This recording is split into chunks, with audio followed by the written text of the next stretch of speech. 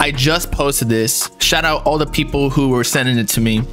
But Soulja Boy, I guess his sound, his new sound, kind of hasn't been working, I guess. So he's like, you know what? Let me take what's going on with the underground scene of Kankan, and he dropped Sip and Walk, which, I mean, obviously every rapper sips walk, or like says they do, right?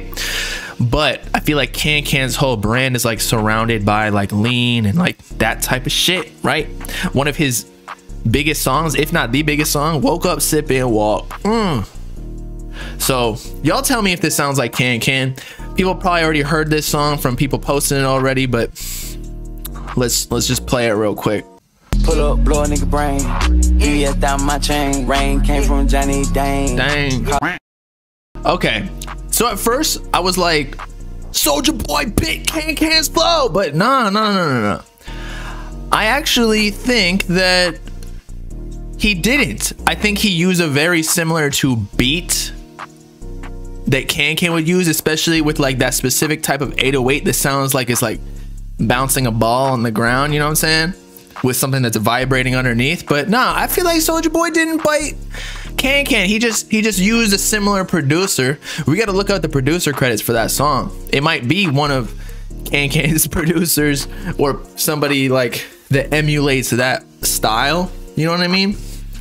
It's a it's a tragic type beat. Exactly. Like it might be, it's definitely this underground lane of beat, but Soulja Boy was rapping like he raps, and honestly Kankan is better than Soulja Boy. So I don't know, maybe people just sped a little bit. Coila Ray stole Yeat's flow too. Man, everybody's probably trying to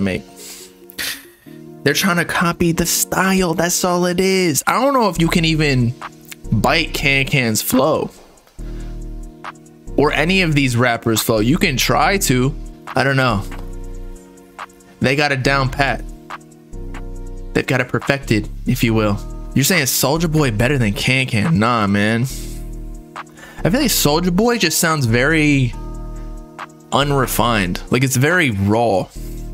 Like I feel like he don't even use an engineer to mix and master his songs. Like the auto-tune ain't fitting right, and like he needed to do something else.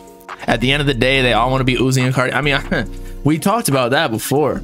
I feel like Uzi and Cardi they spawned like a whole generation, regardless of people or rappers actually sound like them. They tried to sound like them at one point, and then they evolved into something different. Now, with that being said, Uzi and Cardi wanted to be certain people at some point too. Cardi was like wanted to be Future Thug. Uzi was Thug 2.0. Trippy was Uzi 2.0, right?